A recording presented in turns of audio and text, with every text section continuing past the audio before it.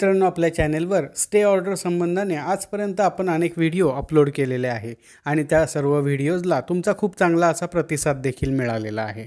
आता या व्हिडिओ खाली अनेकांनी कमेंट करून विचारले की स्टे ऑर्डर किती दिवसांपर्यंत व्हॅलिड असते। आजच्या व्हिडिओमध्ये आपण या विषयाच्या बाबतीमध्ये सविस्तर माहिती घेणार आहोत, तेव्हा व्हिडिओ संपूर्ण पहा।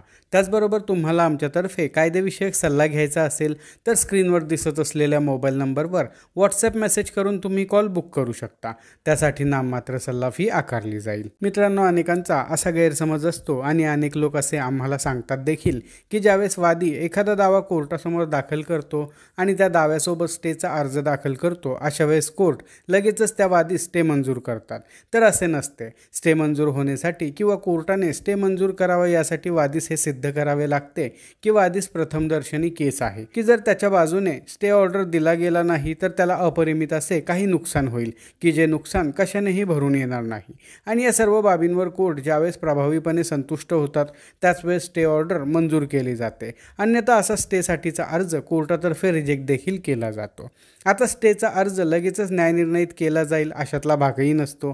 कधीकधी स्टेसाठीचा अर्ज लगेचच न्यायनिर्णयित केला जातो, तर कधीकधी काय होते की वादी स्टेसाठी खूपच जास्त घाईगडबड असते। ही घाईगडबड एवढी असते की वादी कोर्टास म्हणतो की प्रतिवादी दाव्यामध्ये हजर होऊन म्हणणे देईपर्यंत दावा मिळकतीची विक्री वगैरे होईल, तर अशा परिस्थितीमध्ये कोर्ट प्रतिवादी दाव्यामध्ये हजर होईपर्यंत अंतरिम मनाई मंजूर करावी। आता अंतरिम मनाईचा आदेश पारित करून कोर्ट प्रतिवादीस दाव्याचे समन्स आणि मनाई अर्जाचे नोटीस काढतात। त्यानंतर प्रतिवादी त्या दाव्यामध्ये हजर होतो आणि दाव्याची आज पहिलीच तारीख आहे त्यामुळे म्हणणे देता येत नाही असा अर्ज करतो। त्यामुळे पूर्वी दिलेला अंतरिम मनाईचा आदेश संपुष्टात आल्याने प्रतिवादीचे दाव्यास म्हणणे येऊन मनाई अर्जाचा न्यायनिर्णय होईपर्यंत दावा मिळकतीबाबत स्टेटस को म्हणजे जैसे ते परिस्थिती ठेवण्याबाबत आदेश कोर्टातर्फे मिळवतो आणि ज्यावेळेस कोर्ट अंतिमरित्या स्टे मंजूर करतील तोपर्यंत वादी प्रत्येक तारखेस स्टेटस को पुढे वाढवून मिळावा यासाठी अर्ज करतच राहतो आणि कोर्ट असा स्टेटस को मंजूर देखील करतात। कधी कधी असेही होत असते की वादी स्टे मिळावा याकरिता कोर्टासमोर अर्ज दाखल करतो,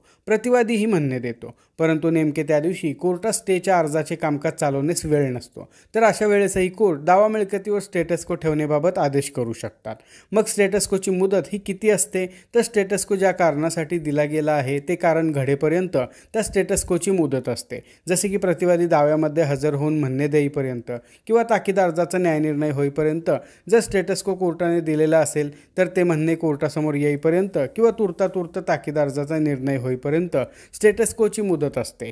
परंतु ही मुदत पुढे कोर्टासमोर स्टेटस को पुढे कंटिन्यू करण्यात यावा यासाठी अर्ज दिला तर स्टेटस कोची मुदत पुढे वाढवता येते। जसे की आपणा सर्वांना हे माहिती आहे की स्टेचे 3 प्रकार असतात, जसे की अंतरिम मनाई, तात्पुरती किंवा तुर्तातुर्त मनाई आणि कायमस्वरूपीची मनाई।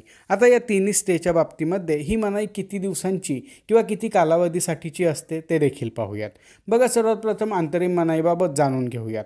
अंतरिम मनाई म्हणजे अशी मनाई की जी मनाई तात्पुरत्या म्हणजे तुर्तातुर्त मनाई अर्जाच्या न्यायनिर्णयाच्या अगोदर दिली जाते। उदाहरणाच्या माध्यमातून समजावून घ्यायचे झाले तर समजून चालूयात की सुरेखा आणि सुरेश एकमेकांचे सख्खे भाऊ बहीण असून त्यांना त्यांची वडिलोपार्जित अशी 10 एकर जमीन आहे की ज्यामध्ये अद्याप वाटप झालेले नाही। काही कारणास्तव सुरेशने ती प्रॉपर्टी सुरेखाचा हिस्सा विचारात न घेता विक्री करण्याचे ठरवले आणि खरेदी करणाऱ्या व्यक्तीने ती जमीन खरेदी करणार असून कोणाची त्यास हरकत असेल तर कळवावे अशा आशयाची स्थानिक वृत्तपत्रामध्ये जाहीर नोटीस दिली की जी नोटीस सुरेखाने वाचली आणि लागलीच कोर्टात एक वाटपाचा दिवाणी दावा दाखल केला की ज्यामध्ये सुरेशने जाहीर नोटीसमध्ये नमूद केलेली प्रॉपर्टी विक्री करू नये अशी तात्पुरती म्हणजेच तुर्तातुर्त मनाई म्हणजेच टेम्पररी इंजंक्शन मागितले। कोर्ट अशा परिस्थितीमध्ये प्रतिवादीस म्हणजे सुरेशला दाव्याचे समन्स आणि मनाई अर्जाचे नोटीस काढतात, परंतु या दाव्याची तारीख जाहीर नोटीसमध्ये दिलेल्या तारखेनंतरची आहे, म्हणजेच दाव्यामध्ये सुरेश हजर होण्या अगोदरच त्या प्रॉपर्टीची विक्री होण्याची शक्यता नाकारता येणार नाही। यासाठी उत्तम पर्याय म्हणजे सुरेखाचे वकील साहेब कोर्टासमोर अंतरिम मनाईसाठीचा अर्ज देतात की ज्यामध्ये कोर्टाची पॉवर वापरून सुरेशच्या विरुद्ध एकतर्फा स्टे देतात आणि दाव्याच्या समन्ससोबत हा आदेश देखील पाठवून देतात, जेणेकरून सुरेश ती प्रॉपर्टी पुढे विक्री करणार नाही। मग या अंतरिम मनाईच्या आदेशाची मुदत सुरेश कोर्टासमोर हजर राहून म्हणणे देईपर्यंतची असते। आता दुसरा प्रकार म्हणजे तूर्तातूर्त म्हणजेच तात्पुरती मनाई म्हणजेच टेम्पररी इंजंक्शन। याची देखील मुदत किती असते ते देखील पाहूयात। ज्यावेळेस एखादा पक्षकार एखादा दावा दाखल करतो त्यावेळेस त्या दाव्याविरुद्ध पक्षकाराने एखादी कृती करू नये अशी मागणी तो पक्षकार करत असतो। उदाहरणाच्या माध्यमातून समजून घ्यायचे झाले तर समजून चालूया की या अगोदर पाहिलेल्या म्हणजे सुरेखा आणि सुरेशच्या दाव्यामध्ये सुरेखाने तूर्तातूर्त मनाईचा अर्ज दाखल केला आणि त्यामध्ये सुरेशने वाटपाच्या दाव्याचा अंतिम न्यायनिर्णय होईपर्यंत ती मिळकत कोणासही विक्री करू नये असा मनाईचा अर्ज दिला आणि तो अर्ज कोर्टाने मंजूर केला तर त्या आदेशाची मुदत दाव्याच्या अंतिम न्यायनिर्णयापर्यंतचीच असते। आता शेवटच्या प्रकाराबाबत माहिती घेऊयात की जी आहे कायमस्वरूपीची मनाई। बघा या मनाईची मुदत त्याच्या नावाप्रमाणेच असते म्हणजेच कायमस्वरूपीची असते। जसे की समजून चालूयात की रमेशने सुरेशच्या क्षेत्रामध्ये अतिक्रमण केलेले आहे।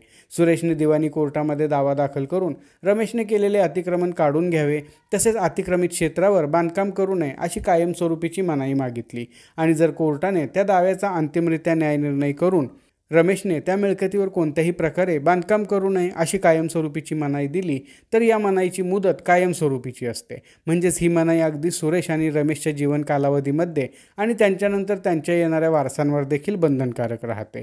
म्हणजेच या प्रकारची मनाई ही जास्त कालावधीकरिता वैध असते। तर मित्रांनो अशा प्रकारे आजच्या व्हिडिओमध्ये आपण 3 प्रकारच्या मनाई तसेच स्टेटस कोची वैधता म्हणजेच व्हॅलिडिटीची माहिती घेतलेली आहे। आजच्या व्हिडिओमध्ये आपण इथेच थांबणार आहोत। पुन्हा भेटू अशाच एका माहितीपर व्हिडिओमध्ये। तोपर्यंत नमस्कार।